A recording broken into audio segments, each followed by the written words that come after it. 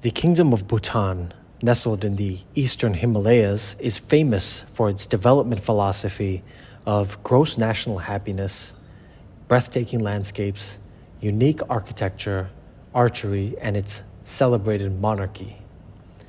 Today we will be taking a deep dive into Bhutan's deeply intertwined history and relationship to Tibet.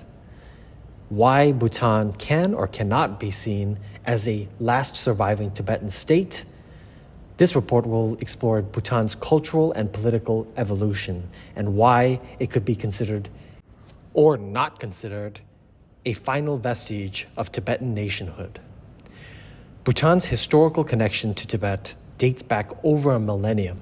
The territory that is now Bhutan was influenced by waves of Tibetan migration and cultural diffusion, especially during the period of the Tibetan Empire's expansion from the 7th to 9th centuries. Several factors underscore the Tibetan roots of Bhutan. For one thing, the ancestors of modern-day Bhutanese people, particularly the Ngalup ethnic group, which is the ethnic group dominant in western Bhutan and to whom the ruling house of Wangchuk belongs to, migrated from Tibet. The name of the ethnic group quite literally meaning the first to rise or first to arrive from Tibet. This migration brought with it Tibetan language, customs, and a form of Tibetan Buddhism that closely mirrored its form back on the plateau.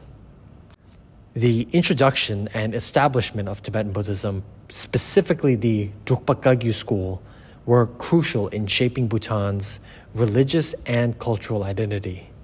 The spread of Buddhism to Bhutan was spearheaded by Tibetan lamas and monks, most notably Padmasambhava, or Guru Rinpoche, who is revered as a second Buddha in Bhutan.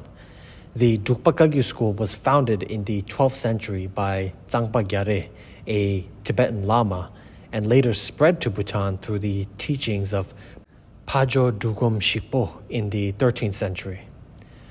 Dzongkha, Bhutan's national language, is a South Tibetic dialect, directly descended from Old Tibetan.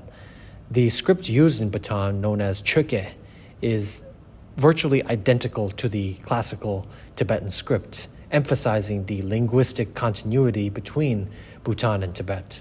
Let it also be known that Dzongkha and Lhasa Tibetan, which is the foundation for the exiled Tibetan community's lingua franca, are about 50 to 80% mutually intelligible. Bhutan's political and religious institutions were modeled after Tibetan practices. The establishment of a dual system of governance in Bhutan, a temporal ruler, also known as the Tuk Desi, and a spiritual leader, also known as the Jekempo, mirrors the governmental structure back in Tibet under the Dalai Lama and the regents. This system, founded by Zhabdrung Ngawang in the 17th century, reflects Bhutan's direct ties to Tibetan political and ecclesiastical traditions.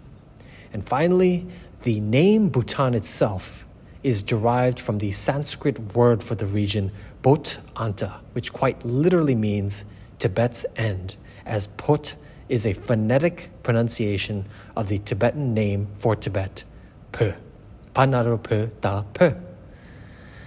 The critical moment in Bhutan's transformation into a distinct political entity came in the early 17th century with the arrival of the bearded saint Zhabdrung Ngawang, a Tibetan lama of the Drukpa Kagyu school.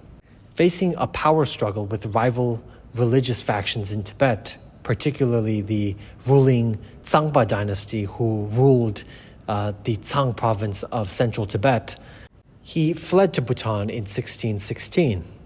There he established himself as the leader of the Bhutanese people after uniting the various warring factions and regional lords under his authority. Under Zhabdrung's leadership, the Bhutanese people successfully repelled multiple invasions by Tibetan forces, reinforcing their independence from the political intrigues of Lhasa. Zhabdrung's consolidation of power and his establishment of a dual system of governance set the foundation for Bhutan's emergence as a sovereign state. However, the influence of Tibetan culture, religion, and governance remained integral to Bhutanese society. While Bhutan established its sovereignty under Zhabdrung and Namgyal, it still maintained close cultural and religious ties to Tibet. The Bhutanese monastic system, spiritual practices, and religious festivals all remained closely aligned to Tibetan Buddhism, and Bhutan continued to regard the Dalai Lama as a spiritual authority, and the religious practices within Bhutan were all still heavily influenced by Tibetan traditions. To this day, Bhutan retains a cultural and religious identity that is more Tibetan than any other region outside the current borders of China. Its adherence to Tibetan Buddhism, the use of the Tibetan script, and the cultural practices that all closely resemble those of pre-modern Tibet affirm Bhutan's status as a last living embodiment of Tibetan statehood. Unlike other regions historically linked to Tibet, such as Ladakh, Mustang, also known as Lomantang, and Sikkim, also known as Denjong, Bhutan has maintained its political independence throughout its history. Bhutan still retained its sovereignty by avoiding annexation by both China and British India. Bhutan has succeeded in preserving Tibetan Buddhist monastic and cultural heritage. Bhutan is a bastion of Tibetan Buddhist culture, traditions, and religion. Now, in spite of all these strong points I've made, there are still reasons to argue that Bhutan should not be considered a last Tibetan nation state. Despite its Tibetan roots, Bhutan has developed a unique national identity separate from Tibet.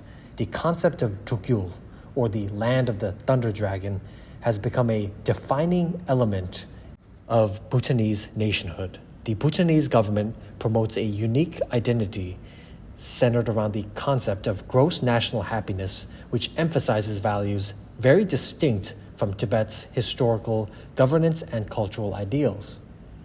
Bhutan's political evolution has led to a secular monarchy that, while maintaining close ties to the monastic body, does not mirror the theocratic governance of historic Tibet. The 2008 democratic reforms further separated the religious authority from the state, signaling a move towards a modern nation-state framework distinct from Tibet's historical models.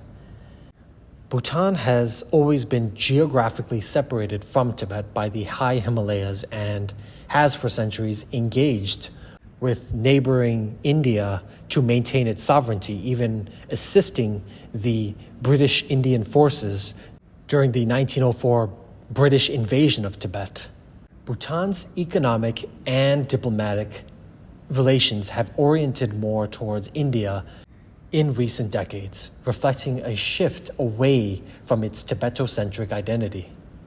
To conclude, Bhutan's identity as a Tibetan-influenced state is indisputable, given its historical, cultural, and religious roots.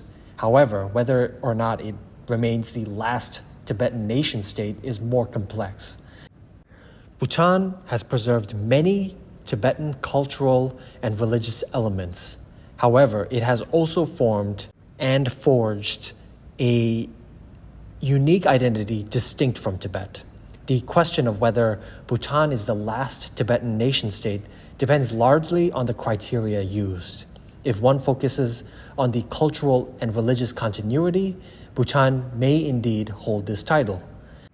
However, if one considers political identity and independence, Bhutan's distinct evolution sets it apart as a unique entity in its own right. Thank you all so much for tuning back into Eclectic Explorations. See you next time.